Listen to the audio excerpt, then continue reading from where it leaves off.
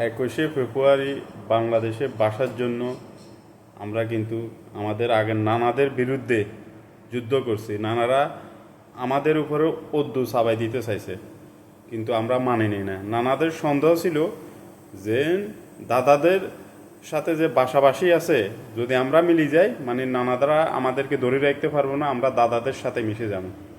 আমরা যদি উর্দু ভাষাও শিখতাম, আসলে নানারা আমগরে ওই শোষণে করতো, ঠিক আছে নি। নানাদেরকে আমরা এই মধ্যপ্রাচ্যও চিনি, ঠিক আছে নি। তারা এখনও আমাদের ওই গাদ্দারি টাইপের এগো মন মানসিকতা আছে, শোষণের মন মানসিকতা আছে।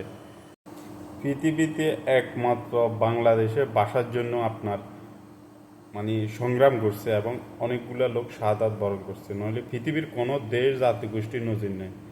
যারা এই শাহাদাত বরণ করছে তাদের কবরকে আল্লাহ জান্নাতবাসী করুক, তাদের রুহের আত্মার মাগফিরাত কামনা করি।